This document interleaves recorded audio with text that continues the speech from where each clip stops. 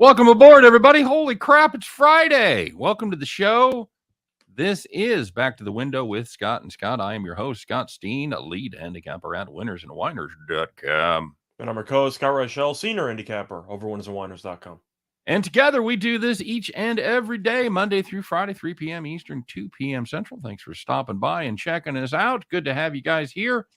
David Good in the hizzy. What up, David? How's the weather in Arizona? Hot enough for you? I don't even know what it is. I'm assuming it's 1,000,000 degrees out there. Happy Friday to you, Joan. Absolutely. TGIF. How'd your Thursday go, Scott? Hit another big parlay? I'm not quite. I had a couple of pretty large straight bets, though. I ended up losing with the Raptors. That was just funny. So sorry if you tailed me there. Pretty close. Pretty close. It was close for a half. But I ended up giving out the Mavericks a couple days ago, -1.5, and they won by 2. Now, I had a personal play on that at around +1.5, and that made me a decent amount of money. I wouldn't say fully loaded up on Dallas, but I was pretty heavily invested in Dallas. And on top of that, I had a draft play. I had the Jets to take a cornerback with their first pick at +285. They took Sauce Gardner, so that was a nice winner too. Overall, had a very nice day. Very nice. Very nice. How's yours? It was okay. It was okay. I had a my favorite play was the center to go under 28.5. Went to Baltimore, right? Yep. What pick was he? Like 25 or something? Yeah, at worst. Lindenbaum, is that his Yeah. name? Because I love that. It was under 29.5, and the first thing you had to know was 29 and 30 were going to be the Chiefs. So you're really getting it under 31.5. So I love that play. I think Creed Humphrey showed the need for a good center, and I loved him in the first round. I thought that was free money. I was surprised that Sauce went after Stingley. That all that heat on Stingley in the last minute seemed to be justified. Scott, did that surprise you, or did you believe the heat there? I believe the steam, personally. The thing about steam is that it really depends on what team you're looking at. But when you need help at every position, like Houston does, and one guy is getting a lot of random heat right before the draft, right? I tend to believe it because they don't have a clear need because every position's a position of need. Yep. So it just comes down to which guy they like the most at that point. Now, I would have taken Gardner first. I think that Stingley is a very solid prospect. He just can't stay healthy. Right. And I have question marks about drafting guys that can't stay healthy. But I did a FanDuel draft predictor or whatever thing for the top 10 picks. I got the first 4 right. After that, went right downhill. In fact, I was a bit annoyed because I had the Giants taking Neal at 5 and Thibodeau at 7.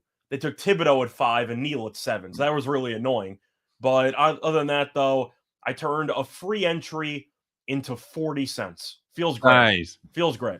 At that rate, man, you can stop doing the show here sometime in the next century. So that's an ROI of infinity because I didn't spend any money. That's right. We'll say hi to some guys in the comment section. JC Stone in the house. What's up, JC? Peter Wolf checking in. David Good, by the way, says the temperature in Phoenix is warm. Okay. Good to know. How warm is it? Yeah. Okay. Thank you very much. You want to, by the way, before we actually get into I know you're about to say something, but before we get into I'm always about to say something. Segments, do you want to recap our thoughts on the first round before the segments or after the segments? Because I know we probably have Allie coming on in like 20 minutes, right? That's right. I always forget Allie coming on Friday. So yeah. You want to recap the draft with Allie? We can. So I was asking if you had a preference on what you wanted to do. Let's save it for the guest because she'll probably want to talk about it because since the draft was in Vegas and everything. So she doesn't want to talk about the Vegas Golden Knights. I'll tell you that much. I guarantee you that is correct. Mike L in the house. Mikey Loaf.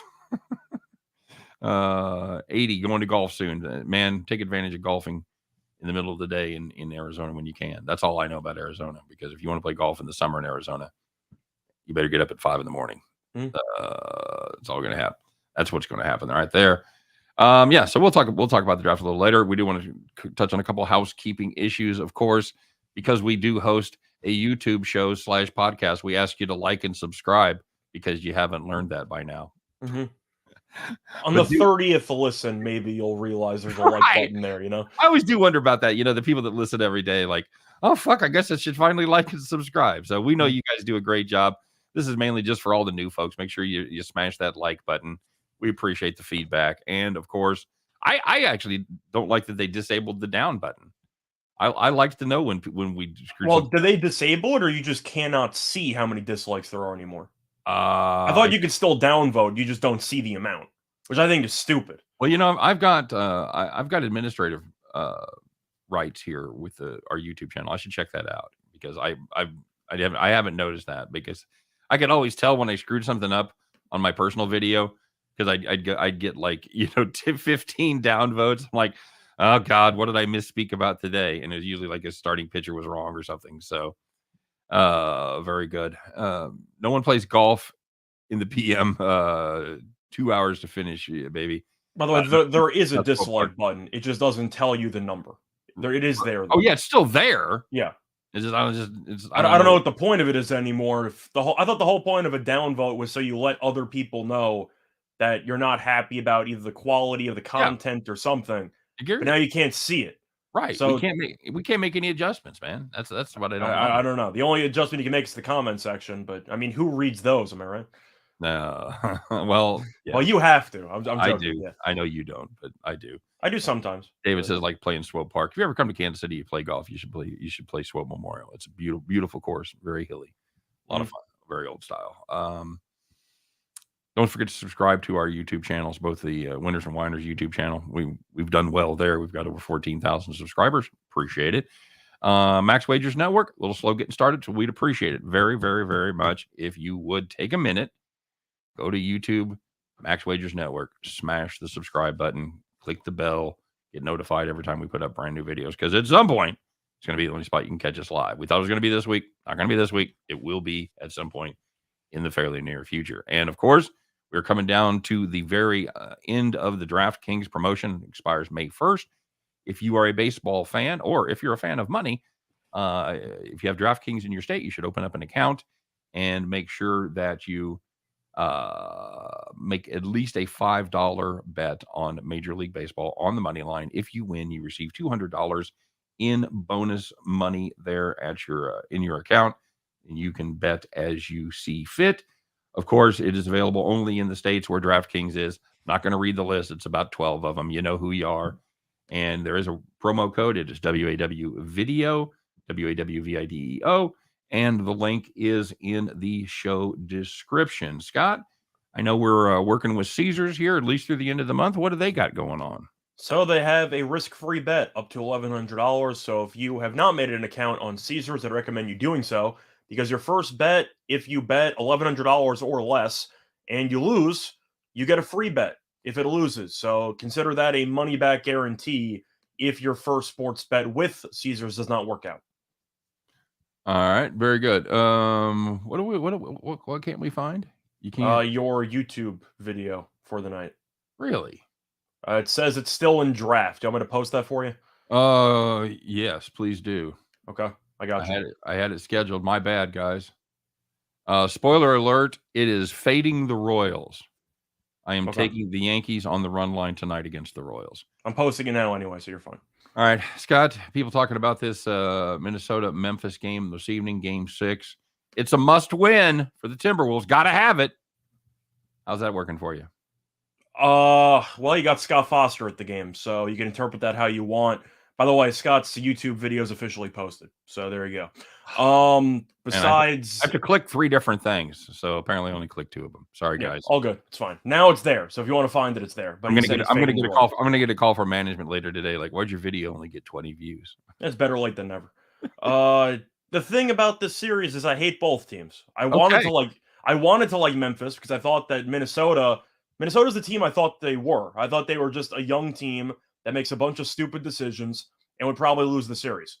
And we're approaching that conclusion. The issue is, if you go by common sense, Minnesota should be up 4-1.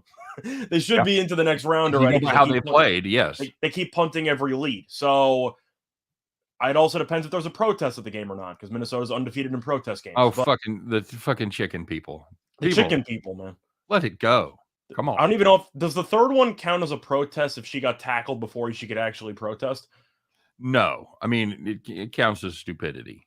I think if I was going to take Minnesota in this game, I would take the first half of the first quarter, because I don't trust this team over a 48, but over 40 minutes, they're pretty good.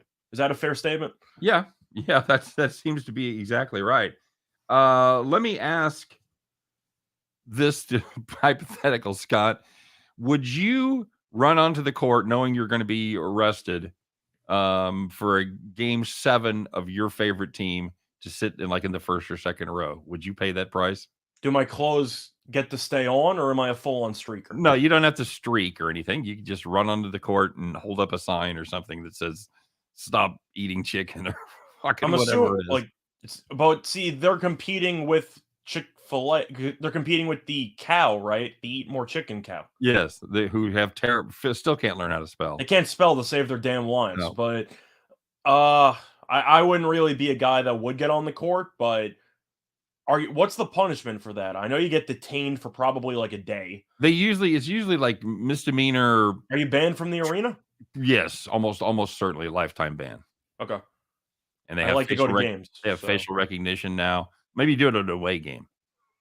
Okay, that's an option.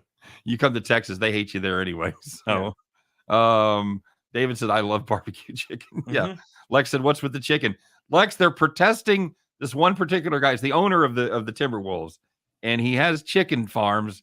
And nearly as I could tell from the statement, the one chick that she was holding up, it's something about the doors that the chickens go into. They're somehow inhumane or in poultry. I guess you can't be. Long story humane. short, they're accusing him of torturing chickens. Yes, That's not just killing them. I guess that's fine, but you can't have them running into the doors. It's some kind of funky thing with the door. I don't know what the hell the deal is. I don't know what they're about. They don't let them.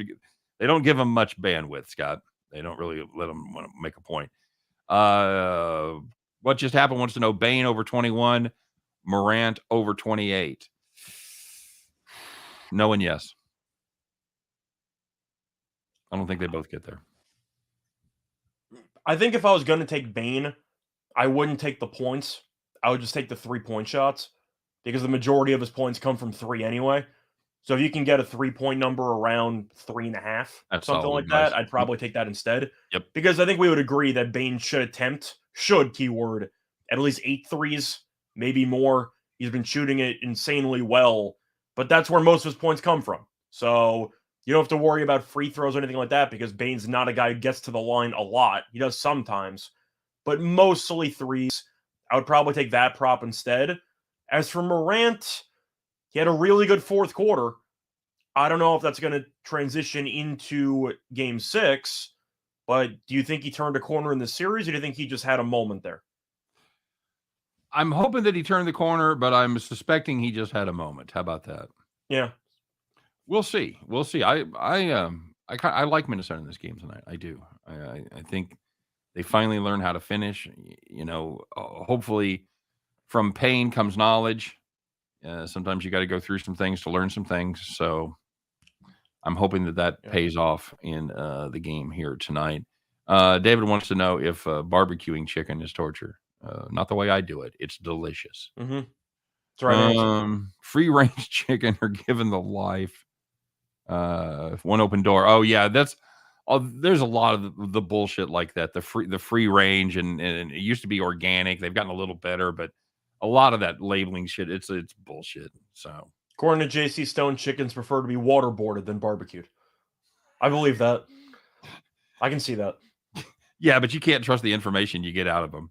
Yeah, that's true. Because they freak out. They lie. So well, if you torture them enough, they'll tell you anything. That's right, but it's not necessarily true. Yeah. All right, buddy. Let's talk about what happened yesterday, shall we? And by the way, we tell you over there the Max Wagers Network. It's got a great lineup. Of course, it's noon with Sean Higgs.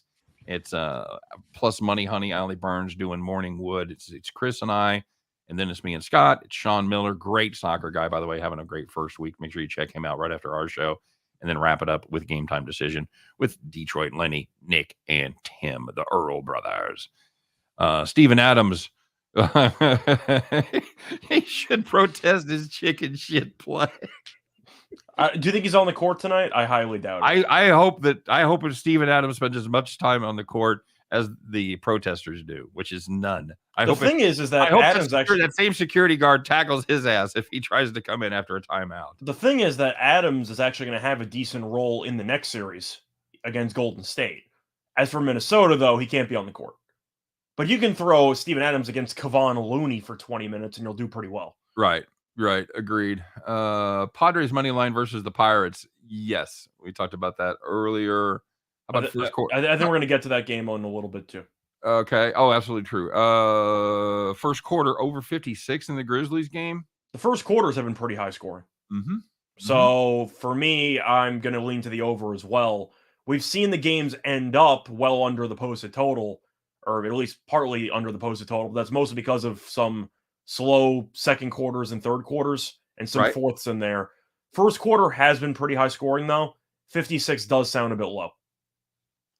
What just happens is how did the chicken thing get started? Because that's what the girls were protesting, that the one of them got tackled at the game, and then they did an earlier protest. With the glue and the whatever. Was it where she glued herself to the floor or tried to glue her hand to the floor? It was all about the chickens. That's how the chicken thing got started. Yeah, so she used crazy glue. Then the other woman used some handcuffs and hooked herself to the basketball hoop, which really was bad planning because now she has to buy another pair for the bedroom. So that's going to be a whole separate can of worms. But yeah, there you go. But overall, whatever. The protesters are going to do the thing. Can you imagine meeting one of those girls at the bar and you take them home and all they want to talk about is chicken? They just want to talk about the torture of the chickens. They just stay up at night like a poster of a chicken. Like chicken, a chicken, a little movie poster, and they're just bowing to the poster. Speaking of choking the chicken, I think that's what I'm going to do tonight. I'm leaving, so enjoy your barbecue chicken. BZ, I do like Brandon Clark over 14.5. He's been their second best player in the series. Of course, when it comes to overall impact, people will say Ja. I think Ja's had an awful series. He had a really good fourth quarter last game, a really nice dunk, and he got to the free throw line about 30 times in game one. But I think he's been pretty underwhelming, and defensively, Ja's been a mess. Bane's been their best player. Yeah. Bane has been insane from the three-point line, so he's been great. Clark, I think, should play more, especially with Jaren Jackson's foul issue. Torvik's mentioning double-double at plus 800 on Triple J. I don't mind it if he stays healthy and if he stays active and not on the bench because of fouls. But I don't mind the value there. Do I think he's going to get into foul trouble again? Yes. So I think Clark should play a lot, even if Jackson doesn't get into foul trouble, because Clark has been their best offensive rebounder in the entire series. All right, there you go. Hey, let's take care of business here before the chicks stop by, shall we? Let's talk about what happened yesterday. Talk about the good news, the bad news, the winners, the whiners, the people that took it in the shorts, and the people that took it to the bank. It's time to close out the week with the Friday edition of, what is it, Scott? You know what it is. It's time to call the cops.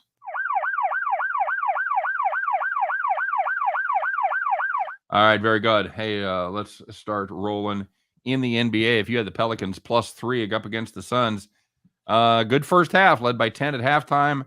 Outscored by 16 in the second half. Sorry, Pelicans. So close, yet so far. They lose by 6. And looking at the Jazz +1.5 against the Mavericks, kind of a similar story. You had a home team with a double-digit lead in the first half. They led by 12 at halftime at home. Outscored by 14 points in the second half. Had a wide-open 3 to win the game. Boyan missed it. They lost by 2. Clang. There you go. That was a hell of a play call out of the timeout, though. You can't get a better look than that. A beautiful look at it. And if you had the Pirates on the money line, what the fuck's the matter with you? Stop doing that. Against the Brewers, you were excited. You're getting a nice price. They led 2-0 heading into the 9th inning. All you got to do is find a closer. Can anybody close for the Pirates? They used Stratton. I didn't even realize he was the option to close on that team. Wasn't he a starter for a couple of years? He was Monty Stratton? Chris Stratton, I think. Isn't it Chris? I think. Yes. Monty Stratton shot himself with a shot. I know who that is too. You know who Monty Stratton is? Do you really? I actually do, but I thought Chris was the one, but yes. Okay. I wasn't sure. Anyway, Milwaukee did what Milwaukee does. They scored 3 runs. That's about what they usually score in a game. And that's what they scored yesterday. They saved it till the 9th inning, though. Put up 3 in the top of the 9th. Pirates, can they mount a comeback in the bottom of the 9th? They cannot. They lose 3-2. Sorry, call the cops. Yeah, bad baseball teams continue to find ways to lose games. Yes, they do. That's what they do. Not just talking about the Royals either. Now, there were some nice, easy wins, and I got a feeling we're not going to like one side of this. I had to include it. No, you have to. Absolutely. Yeah. Absolutely. It's a rocket chair. and we had our feet and hands underneath the rocking chair, and every time they rocked, they got smashed. Let's find out who it was, who had those nice easy wins, who was kicking back, not sweating a damn thing. It's Thursday night. Relax. Spend your time in the rocking chair. So the first one was in baseball. If you had the under 8 between the Red Sox and the Blue Jays, you had 1 run in the 3rd inning, and that was it. The game ended 1-0. Congratulations. If you had the 76ers team total under 105.5, what the fuck were you thinking? See, it was weird because it was like I had a sense there, like a spidey sense, where I asked you right before I gave it, do you want to flip it at the last second? We trusted our research. We shouldn't have, because Utah team total under cashed easily.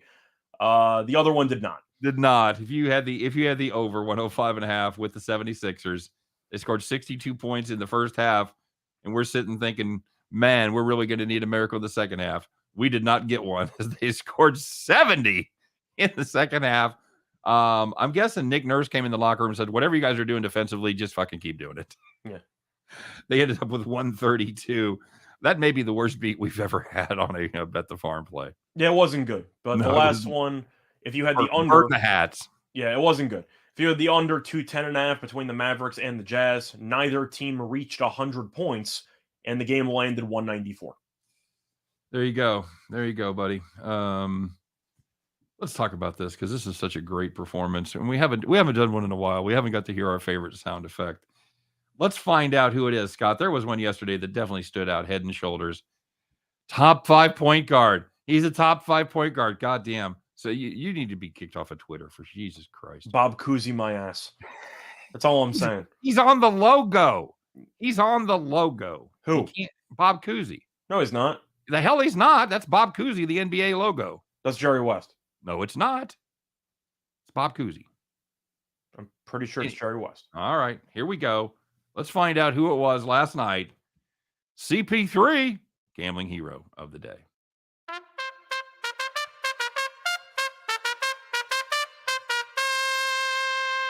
Just confirmed, by the way, it's Jerry West. All right, Scott. So you have been on the CP3 train. He had a fantastic game last night.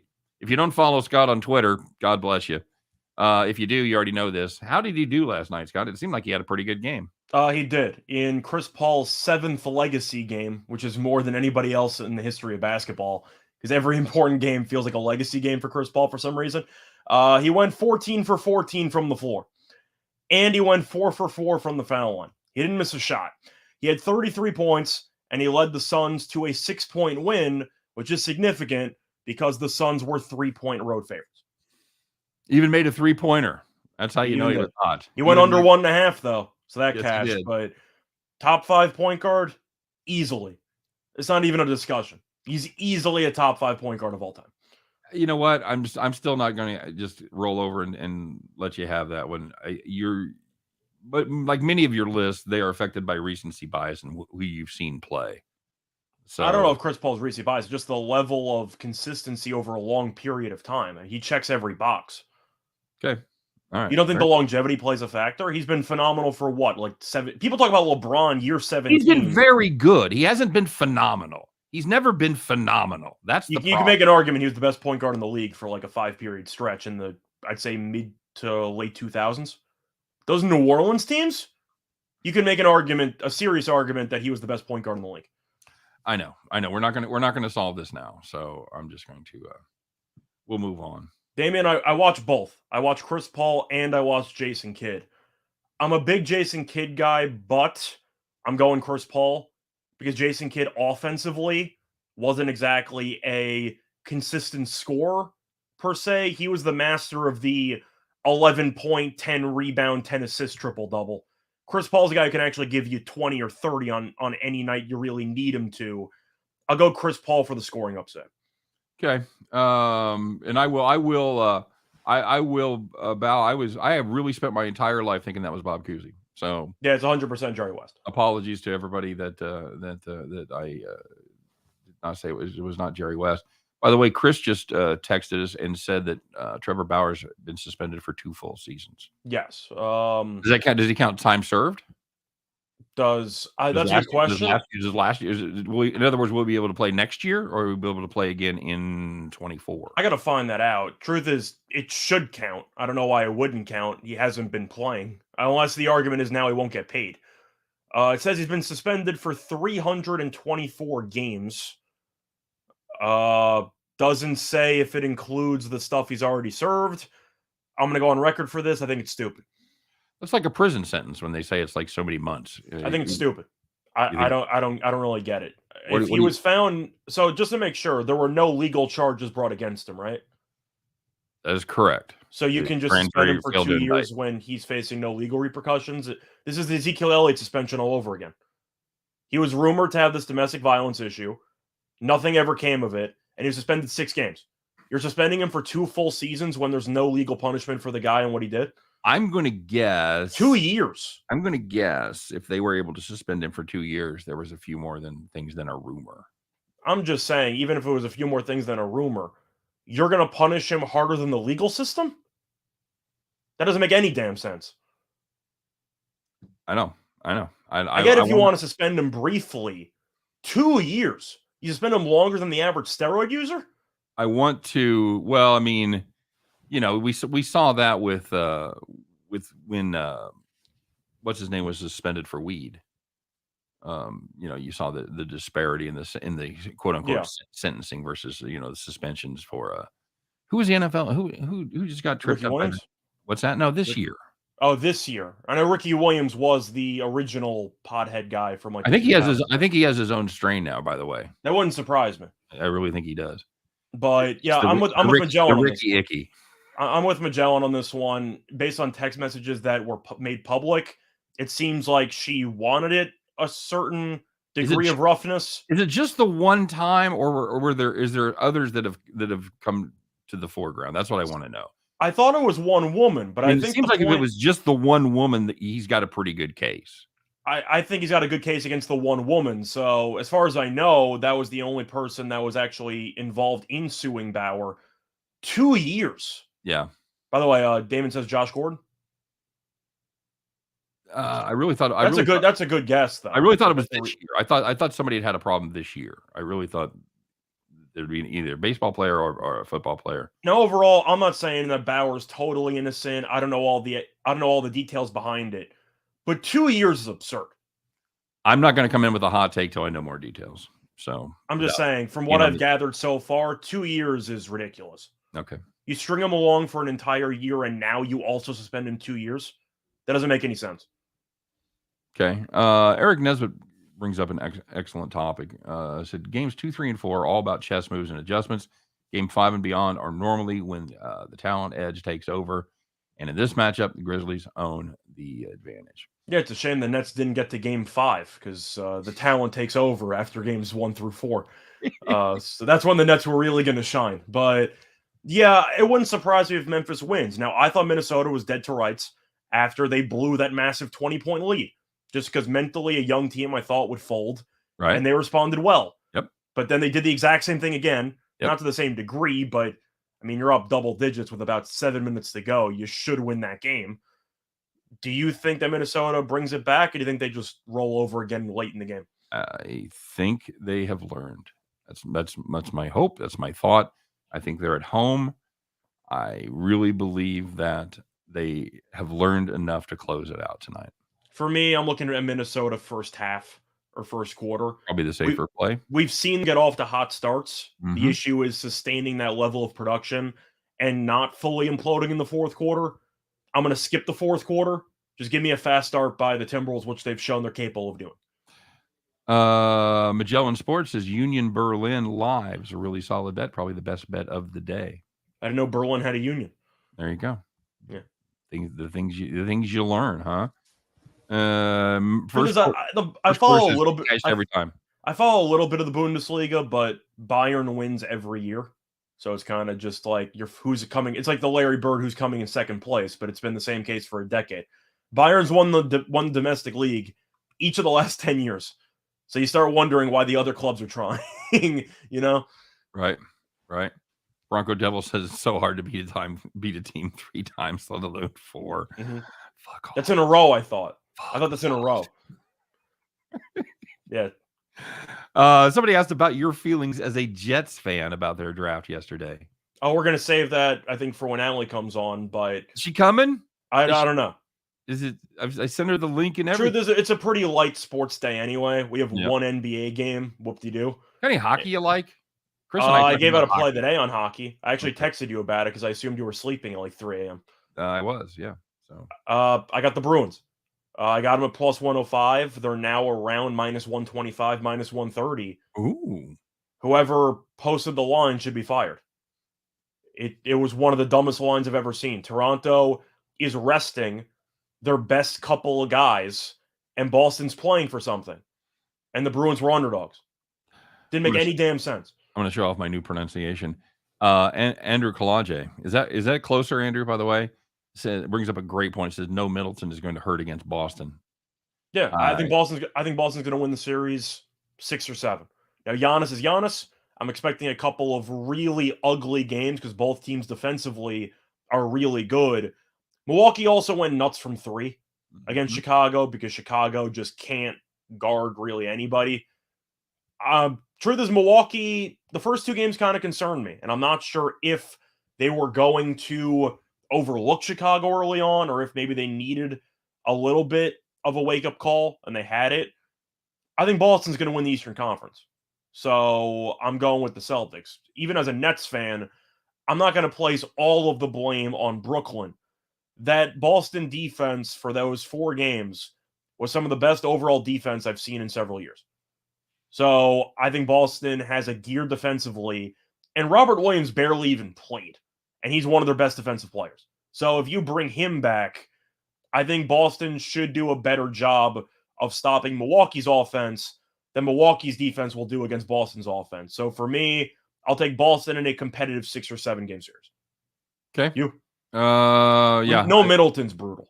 It really is, and it's going to make a hell of a difference. If that Boston team brings the same amount of defense, I just don't see how the Bucks can get past them. I'm probably going to be on the under there quite a bit as well. I didn't know Tatum could guard like that until I saw him against Durant. That was insane. Bronco Devil singing the blues about he lost his parlay to the Royals because the Royals whooped up on the White Sox. Sorry, buddy. You can't slow down Kyle Isbell. Yeah, undefined. I'm going to push back a little bit. It's one thing if you don't want to say he's top 5. Does that mean it's Barkley's fault that he never won a title? It's a team sport. Plus, with all the injuries and stuff that Chris Paul's dealt with, is that his fault? I don't know. At some point, don't good players take a role and lead their teams to championships? You can make an argument with that, but he also went up against one of the best dynasties of all time in the Warriors from the 2000 teens. And, he got injured. They went to 7. You can make an argument if he stayed healthy, they would have won the series. But I know he got injured there. They've had injuries in the past, but it's a team sport. I hate the championship narrative. Like, I'm supposed to believe that it's this guy's problem, that he only won 1 title because LeBron showed up. Like, for example, like that, that's the guy's fault. Bob Cousy's got a few. What does he have, like 10? He's got a few rings, yeah. I mean, he had, 8 Hall of Famers on his team, and they had, what they even had back then, like 12 teams? To the Canadiens, who have 23 titles in hockey. Yeah, there were like 7 teams. When they were the Big 6. They're the Big 6. Like, I like that doesn't really mean anything to me. I think titles matter. KU used to hang, I don't even know if they still do, but they had like banners from 1923 when, there was 8 teams playing college basketball and it was voted on by the writers. Princeton football in like the 1800s, I'm sure, had a couple of titles there in the Ivy. But I understand if you want to mention as a whole, legacy building helps with titles. I think that viewing titles as an end-all be-all for rating somebody is way too common, and I hate it because there's so many levels to actually being an elite basketball player that some things title-related are out of your control. David said the White Sox and the Royals are pretty sad. The White Sox are sadder because the Royals, we thought, would have some fun, finish above 500 barely. Maybe get close.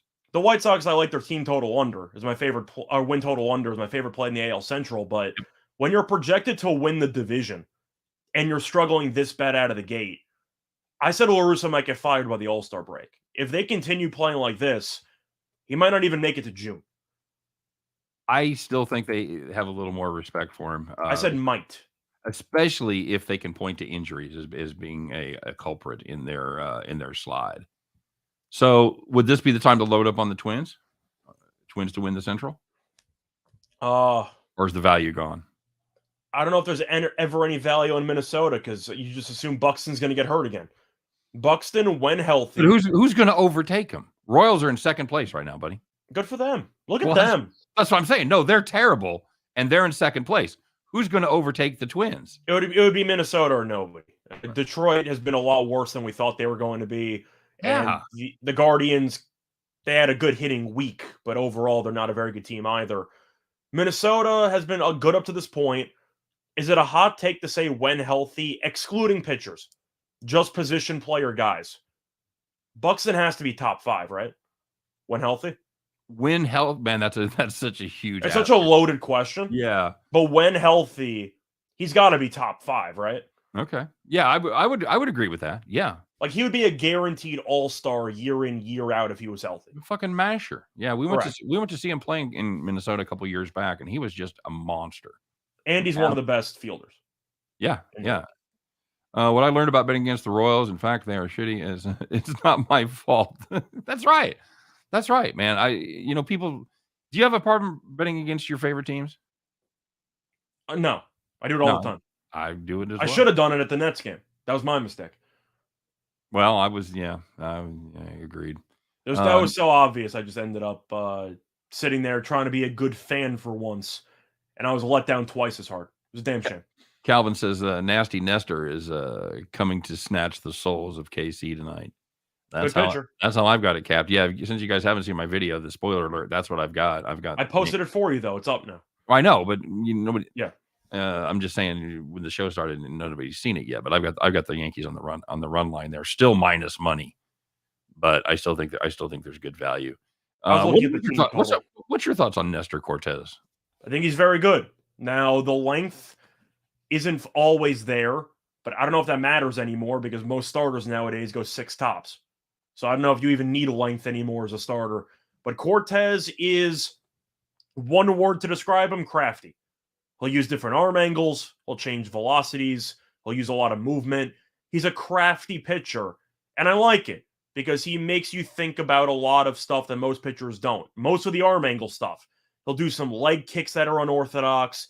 He'll really do anything to mess with the timing of batters, which was the Johnny Cueto special. But now that Cueto's not really, he retires, he's just not in the league anymore. I don't know if he's hurt or if he's retired. I don't remember seeing a retirement notice. The point is, he was the first guy that I saw, besides maybe El Duque, who would just mess around, do some shoulder shrugs, some leg kick stuff, and it's really annoying for batters. And Cortez does it pretty well, so I actually like him. I think he's pretty good. It's tough to time him. Am I the only one? Are you surprised more pitchers don't do that? No. If the whole point is to disrupt the timing, I know it might mess up your mechanics as well. That's the problem. But I do think that messing with the timing, especially in such a strikeout-driven league up to this point, I think definitely helps. Well, it's almost like it kind of depends on where you grow up, because if you look at the Japanese pitchers, they've all got that stop in the middle of their delivery. It depends on your stuff as well. If you have 99, you don't need to throw in all these wrinkles. But if your fastball's 92, whatever helps. Oh yeah, Johnny Cueto would go full, Louis T on and stuff, and turn his head to the back and pause. And little shoulder shrug in there, penguin hands. Yeah, he was entertaining to watch. He was good. He was certainly. He was average for us in the playoff run, but man, once the playoffs started, he made 2 fantastic starts. You gotta love the Johnny Cueto. He was a steady number 2 for about 7 years. Yeah, that's good enough. Solid two. Bronco says they're having trouble finding the videos. I'm assuming he means my videos. It says it was posted 28 minutes ago. So you're good. The key is, if anybody has problems, because sometimes they show up at the front page, sometimes they don't. Go to the Winners and Whiners page and click the videos tab and just scroll until you find it. I don't know how they get ranked or placed or whatever, but sometimes they're a little harder to find. Do you guys bet on UFC cards? I do it just for fun. Scott does it seriously. I really have not touched it recently. Not because of the fact I've been losing or anything, just the cards recently have not been great. And the fact is, knock on wood, the NBA playoffs have been really good for me. So I haven't really pivoted. But I do keep tabs on the UFC, and I bet on it all the time. So, Nicholas, every now and then I used to do a Friday video for my play of the day for the UFC. Hell, I might even have to make a separate show for UFC stuff like once a week or something, because I would cover all the cards. It's just a lot of the cards recently have not been very good. I will host a UFC show with you just so you can roast me for pronouncing That's the best. pronouncing the names wrong. Yeah. Because I always made it a point not to do it in advance. Because if I'm doing my regular videos or if we're doing a show and there's somebody with a name that I don't know, I'm going to look at it on YouTube. It's always the Eastern European guy that kicks your ass. Too many, it's too many too many consonants, man. I just can't do it. I can't do all the R's and C's and Z's. And apologies to Andrew, because Andrew, I went to find somebody with your last name and find the pronunciation, and I found it. So my apologies for completely butchering your name for the last week or so. That's not cool. But to answer the UFC question, I bet on it a lot. I followed it for a long time. People have watched my UFC videos. I like to believe I'm pretty good at breaking down fights. I, on the other hand, will watch UFC. I will look at the quick stats. I see, oh, this guy wins 27% of his fights by submission, but he wins 60 by knockout. I'm going to go knockout, or I'll play the under. That's well, the foundation of that is similar to the foundation of what I use. I'm a method of victory guy. That's right. Usually how I get plus prices. And for example, you have Romanov fighting against Sherman this upcoming week, and Magellan actually just mentioned it, and he's about minus 1,800. Is the biggest favorite in the history of the UFC, but you can get him to win by knockout or submission. Knockout's plus 125, submission's 125. So you can save a bunch of money if you correctly pick the right method from a decent amount of fighters. Or you can make a quarter unit. So I'm saying bet them both and make a quarter unit. There's a lot of value when it comes to the exact method of victory market, in my personal experience. Okay, very good. That's a solid tip. Broncos is one of my favorite things when female sportscasters mispronounce a name that everybody else. I don't know that I've seen that. I've seen that happen a lot. Have you? Is it necessarily females? Not always. I think Beth was it Beth Byers? Could be. Yeah, I think she's very good. Beth Byers, Beth Mullins. Beth Mullins. You're right. I don't know who that. Now I want to know who Beth Byers is. Probably a woman that's pissed off at me at some point in my life. That'd be my guess. I think Bronco might be mentioning that because there have been some new female anchors at ESPN for SportsCenter, and some of their pronunciations are just completely atrocious. So I don't know if that's where Bronco's coming from. It happens not just for women, it's also some men anchors, but there have been a couple of new ones on some regular ESPN shows that clearly have never seen this person play. The funniest thing is a top 10 highlight in the top 10 countdown of tennis. It doesn't matter what gender the person is who's the anchor. They will butcher the name every time. Yeah, we should do a combo UFC tennis show, and like 80% of the people will tune in to hear your knowledge. 20% will tune in just to hear me fuck up names. Yeah. That's my prediction. It's a good combo. You know who's not coming today? Allie Burns. Plus money, honey. There's plus money for her not to be here.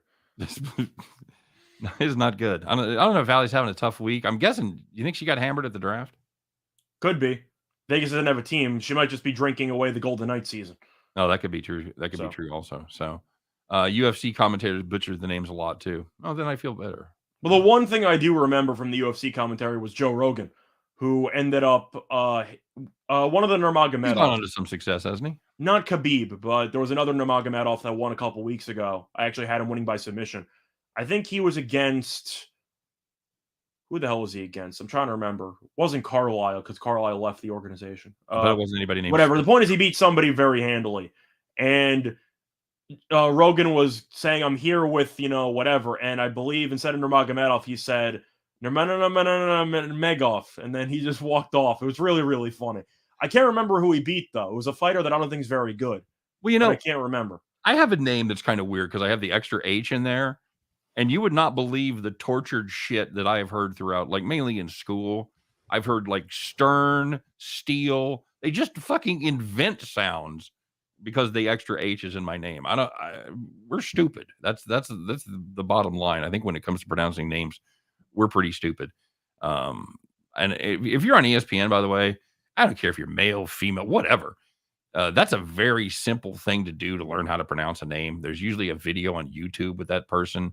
There's usually somebody there. I would think at ESPN Probably somebody in the building at Bristol that knows how to pronounce that fucking name. Well, that's one thing I actually will give props to the ATP World Tour website on tennis, which is something that every single publication should have. They have an audio button where somebody just gives you an automated pronunciation of the name. That's handy. That should be on everything. Baseball Reference has it phonetically for most of them. Just saying, either phonetically spell it out, or you just have an audio button and somebody just says Makachev or something like UFC related or whatever. That would be so helpful. Yep, very good. All right, my friend. Well, let's get to it. We took a bit of a beat yesterday.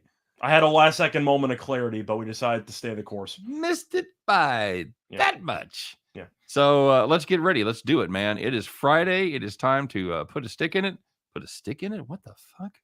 Put a pin in it. Whatever. Hey, for those of you that catch our NASCAR show, it's going to be pre-recorded because Sean Miller is now doing his soccer show. So it'll be up late tonight, early tomorrow morning. If you're fans of our NASCAR show, we'll be weighing in with our NASCAR opinions, which will mean absolutely nothing because this is probably the most important race that is dependent on qualifying, and we're going to be doing our video before qualifying. So take everything we say with a grain of salt. Make sure you watch qualifying. Don't make a bet before qualifying. That's what I'm going to say. All right. So let's get ready, Scott. Let's fire it up. It's Friday. It's time. Put on your good fancy overalls, the one you've been saving all week long. Put on your straw hat. Climb aboard your John Deere. Get your keys out. Rub that lucky keychain. And get ready to bet the farm.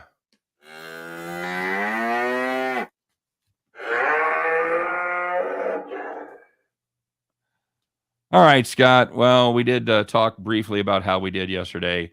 We had the 76. What the fuck? Where's your hat? Oh, sorry. Force of habit. All good. Jesus. All good. Man. I was reading up on some of the Bauer stuff. Sorry, I got distracted. Okay. You couldn't wait for two. Okay. Anyway. No. It's your day. Right. I was doing my own thing. Let's rock and roll here, guys. Bet the farm night. This was mentioned earlier in the show. It's going to be the San Diego baseball Padres on the run line. That's available at -110 at DraftKings. San Diego, they have won 2 of their last 3 games by at least 2 runs. Pittsburgh, I don't know if you knew this or not, Scott. They're not good. They have lost 4 of their last 5. San Diego's won each of the last 3 games. What's that? San Diego's won each of the last 3 games by at least 2 runs. What did I say? 2 or 3? Yeah, you said 2 or 3. Sorry, last 3 in a row by at least 2. Sorry about. Pittsburgh's lost 4 of their last 5. 3 of those losses have come by at least 2 runs. Fuck you. You Darvish pitching for San Diego. He's allowed less than 2 runs in 3 of his first 4 starts this season. Hasn't ended well for him, but we think that turns around tonight because Thompson is pitching for Pittsburgh. He has not been good at all, especially his last 2 starts. 6 innings pitched total, 15 runs, 10 of them earned. He's no Chris Bubich, but he's close. We like the San Diego Padres on the run line. Nice price, -110 on DraftKings. And that's you're also getting 9 guaranteed at bats because of the road team. You look at Darvish's overall numbers, the ERA is not great, but you go through the starts, he had 1 brutal start where he gave up 9 runs in about an inning. Every other start has been basically unhittable. So for 3 out of 4 starts, he's been great. That's why you always have to look into context, look for blow-up appearances, because the ERA makes you think that Darvish has been underwhelming this year. He's actually been really good. He just had 1 bad outing. Yep. Especially early in the season when you see an inflated number like that, you do have to look at the granular level and see what his individual starts look like. And for us, the overwhelming feedback has been positive on Darvish, and that's what we're going to bank on tonight. Yeah. And I think the fact that they're playing a terrible team in the Pittsburgh Pirates is going to help as well. So that's give Pittsburgh props. At least they're not the Reds. That's right. That's right. That's you're not the worst team in the Central. So we'll see what happens there. That's going to do it for the farm. That's going to do it for the show. As always, we appreciate you guys stopping by, not just today, but every day this week, every day since we've been doing it. We got a lot of regulars out there. We love talking to you guys, love doing the comment section thing. So keep it coming. Tell your friends, share us on social media, like, subscribe, rate, review if you listen to us in podcast form, all that shit. I think that covers it. You guys have a great day. Have a great weekend.